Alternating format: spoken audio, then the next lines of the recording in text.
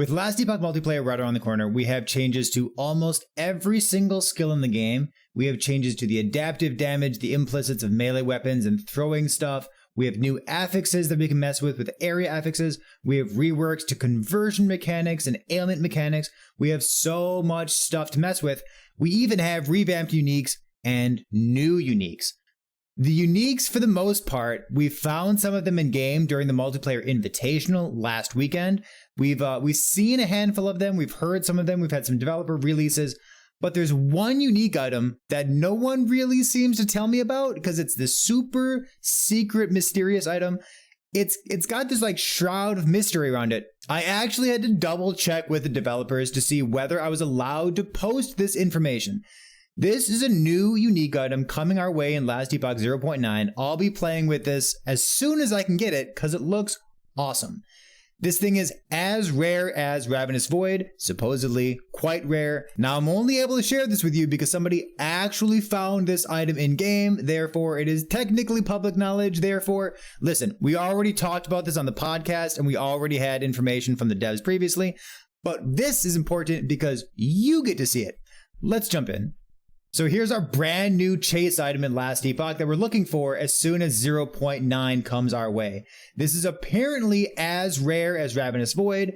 Ravenous Void's pretty rare, but we'll see how many of these we can actually find when 0.9 comes out. This is a ring. You can have 2 of them equipped. It's got some nice generic stats. It has up to 20% all resistances, which remember there's 7 resistances in this game. That's about equivalent to 140 if you're doing your math.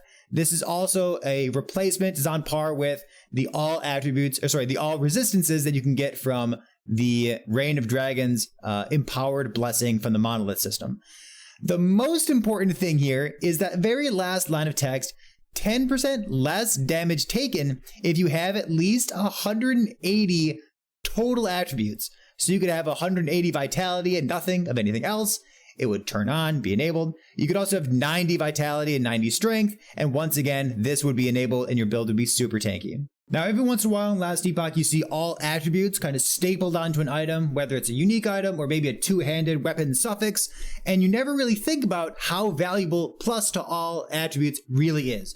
Chances are you're using a skill that has attribute scaling, so you're getting some percent increased damage out of that. And 4 times 5 is about 20% increased damage as the bonus to your damage. Maybe you have a second stat, the primary damage, but you're getting some damage out of this. On top of that, you're also getting the inherent bonuses of each of these attributes. So remember, strength gives you armor, 5% per point. Dexterity is giving you dodge rating, 4 flat per point. Intelligence is giving you ward retention, 4% per point. Vitality, my favorite, to nobody's surprise, gives you 10 flat life and a little bit of health regeneration, 2% per point. And Attunement's giving you 2 flat mana per point. Now, there's definitely an opportunity cost to running an item like this in your build. One of the things that I think EHG did really well with Ravenous Void, for example, especially post-nerf, now that it's been toned down a little bit, is Ravenous Void is a glove, and there are some really sweet gloves available.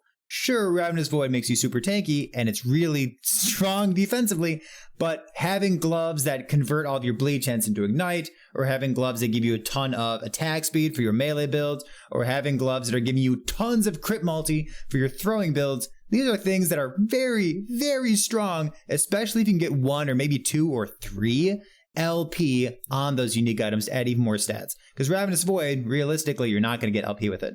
So there's kind of 2 different pieces of opportunity cost when it comes to this ring. One is other rings that you could be using instead. There's not really too many build-defining rings out there that you want to use. Maybe you're a Spriggan form and you need to be using a Silver Frond in order to have a movement skill of some sort. But even that, you could swap out of it. You could use this instead, or you could just be happy to walk around instead of using Silver Frond in order to have a teleport skill as a Spriggan form. Really, looking through the other set and unique rings about the things that I might not want to give up if I were going to use this instead, I think the one that comes to mind for me is actually a set item, believe it or not, and it's the Febuary's Persistence.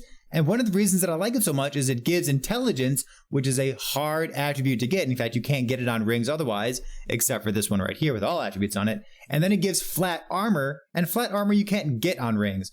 Febuary is also pretty nice because it has some synergy with the other Febuary set item, but that's only +1 to totem skills, is not a big deal. When it comes to ring slots, I think you want to be using this no matter what. Maybe you're moving like slower because you're not using a Quicksilver ring that has LP on it, but this ring is really strong. But that brings me to point number 2. There's actually a second piece of opportunity cost for this. Even the builds that I've played that have had the most stats possible, if I'm playing like a Vitality stacking Crit Devouring Orb character, my biggest attributes are like maybe 110, 115, and then I have a handful of attributes otherwise. So I'm really only getting like maybe 130 attributes, absolute maximum for that kind of build that's totally decked out. I need 180 total attributes across the board. So we have 5 attributes plus 5 to all attributes from the ring itself is 25 attributes, which brings me up to like 150-ish if I'm totally decked out in gear. I need 30 more attributes on top of that.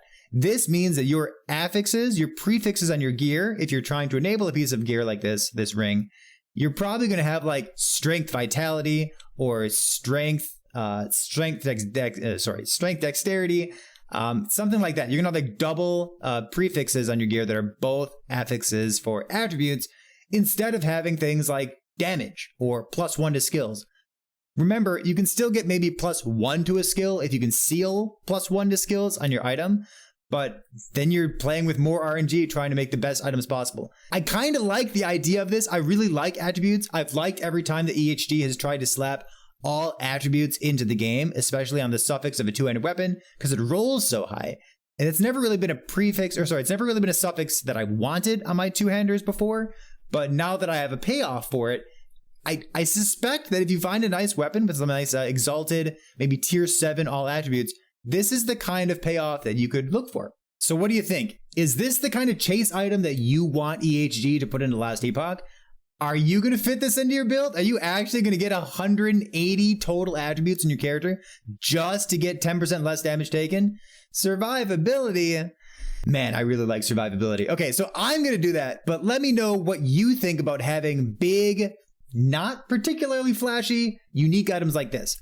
I like them. I like attribute stacking. I like that it's kind of subdued power and it's not just your crits always deal 1,000,000 damage. But I'm curious to know what you think as well. So let me know in the comments what your thoughts are on this one. And like always, if you like what I'm doing here on YouTube, be sure to leave a like, a comment, a follow, something along those lines to let YouTube know that I'm doing a good job. So thanks for being here. I'll see you next time.